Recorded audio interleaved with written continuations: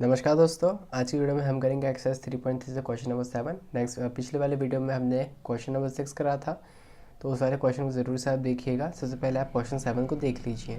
ठीक है, तो क्वेश्चन 7 में दे रखा है हमें question the adjacent figure HOPE hope is parallelogram, यानी कि जो हमको यहाँ पे डायग्राम दे रखा है ये सिंपली एक पैरेललोग्राम है और इस डायग्राम का नाम है होप। ठीक है, find the angle measures x y and z. यहाँ पे जो एक्स वाई और जेड की वैल्यू दे रखी है इसका हमें मेज़र बताना है। ठीक है और हमको प्रॉपर्टीज़ भी बतानी है कि कौन सी यूज़ हुई है। तो अब डायरेक्ट हम क्वेश्चन चालू करते हैं।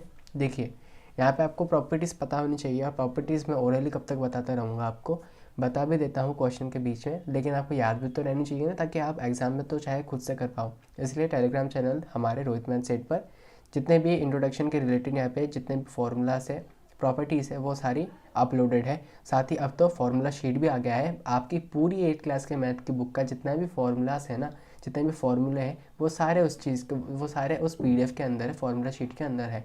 ज़रूर से चेकआउट कीजिएगा। उस PDF का लिंक आपको इस वीडियो के डिस्क्रिप्शन में मिल जाएगी। तो अब चालू करते हैं ये वाला क्वेश्चन। देखिए, यहाँ पे एंगल एक्स जो है ना वो 70 डिग्री आएगा। अब एंगल एक्स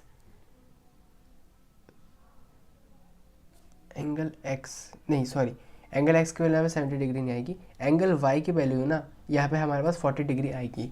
अब यहाँ पे एंगल वाई, सबसे पहले मैं चालू ही ऐसे कर देता हूँ कि एंगल वाई इक्वल टू होगा 40 डिग्री। किस लिए होगा, क्योंकि आप देख पा रहे हैं यहाँ पे एक जेड बन रहा है। तो जेड बनने से क्या होता है ना देखिए मैं आपको बताता हूँ, ये एक पैरेलल लाइन है और यहाँ से एक ट्रांसवर्सल अगर काट रही है, कोई ट्रांसवर्सल एक लाइन है वो काट रही है, तो क्या होता है ये जेड बन के यहाँ से ऐसा, तो ये वाला एंगल और ये वाला एंगल इक्वल होगा, या फिर ये वाला एंगल और ये वाला एंगल इक्वल होगा। तो यहाँ पे ये वाला चीज़ है। तो यहाँ पे एंगल वाई की वैल्यू 40 डिग्री के बराबर आ गई। और यहाँ पे रीज़न डाल देंगे हम कि अल्टरनेट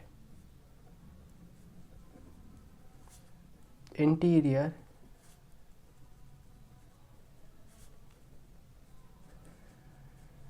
एंगल। ठीक है, एंगल वाई की वैल्यू तो हमारे पास आ गई। अब दो बचे हैं हमारे पास। दो बचने के लिए हम क्या तरीका अपनाएंगे, देखिए यहाँ पे लेट सपोज में यहाँ पे एंगल 70 है ना, इसको मैं यहाँ पे अंदर बनाने के लिए यहाँ पे मैं मान लेता हूँ एंगल 1।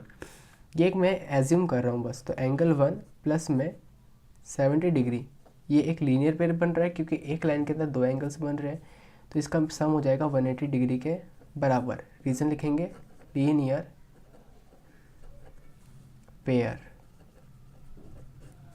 ठीक है, एंगल 1 और यहाँ पे 180 डिग्री है, इसके RHS में जाएगा 70 डिग्री, तो माइनस का हो जाएगा। वही सिंपल मैथमेटिक रूल। यहाँ पे मेरे पास वैल्यू आ जाएगी 110 डिग्री यानी कि एंगल 1 की वैल्यू 110 डिग्री आ गई है। अब देखिए मेरे पास यहाँ पे y आ गया है और एंगल 1 मेरे पास आ गया है। अब इससे मैं क्या कर सकता हूँ ना, इससे मैं x की वैल्यू निकाल सकता हूँ, क्योंकि यहाँ पे लेट सपोज मेरी वैल्यू है 80 डिग्री और 110 डिग्री आई है, 110 डिग्री आई है ना। तो यहाँ पे एंगल x इक्वल में एंगल 1 कर सकता हूँ मैं, और वो इसलिए कर सकता हूँ मैं क्योंकि जो अपोजिट एंगल्स है वो इक्वल है। तो यहाँ पे मैं लिखूँगा then angle x equal to angle 1 due to opposite angles of parallelogram are equal. ठीक है, तो यहाँ पे एंगल x और एंगल 1 की वैल्यू 110 डिग्री। तो x की वैल्यू आ गई 40 और x की वैल्यू आ गई 110 एंड y की वैल्यू तो ऑलरेडी हमने पहले ही निकाल ली थी। अब इसके बाद मैं देख पा रहा हूँ कि यहाँ पे y मेरे पास है, एंगल 1 मेरे पास है, अब z की नहीं है। और यहाँ लेकिन यहाँ पे ट्राइंगल बन रहा है, तो ट्राइंगल बन रहा है ना, तो मेरे पास यहाँ पे काम हो गया। कैसे काम हो गया अब वो देखते हैं। देखिए जी,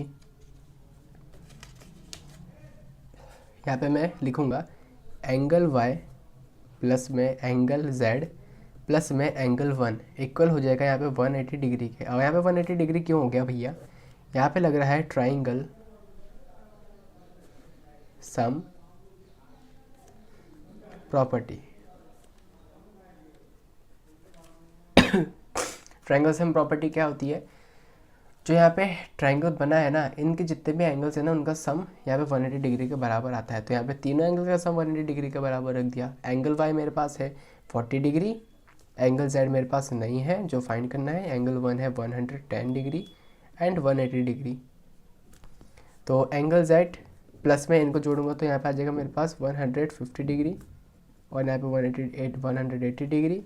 तो एंगल जेड को यहीं पे रोक लाता हूँ, 180 डिग्री के वहाँ पे जाएगा 150 डिग्री। तो एंगल जेड की वैल्यू आ जाएगी मेरे पास साफ तौर से 30 डिग्री। ठीक है, तो आप यहाँ से देख पा रहे हैं हमने एक्स की वैल्यू, वाई की वैल्यू, जेड की वैल्यू तीनों निकाल ली है। इसको बस यहाँ पे देयरफॉर करके लिख देंगे। Therefore the values are, the measures are, क्योंकि क्वेश्चन में मेजर्स वर्ड यूज़ हुआ है ना, तो the measures are angle x, angle y, angle z. Angle x में आया है यहाँ पे 110 डिग्री, एंगल वाई आया है 40 डिग्री, एंगल जेड आया है 30 डिग्री। ठीक है, ये जगह मेरे पास यहाँ पे आंसर। तो यहाँ पे एक्स वाई जेड हमने तीनों की वैल्यू फाइंड कर ली है, जो कि हमसे क्वेश्चन में बोला था। जो क्वेश्चन में बोला हम वही करेंगे। ठीक है, तो यहाँ पे हमारे पास क्वेश्चन नंबर 7 कंप्लीट होता है। नेक्स्ट वीडियो में हम करेंगे क्वेश्चन नंबर 8। तब तक के लिए गुड बाय, थैंक यू।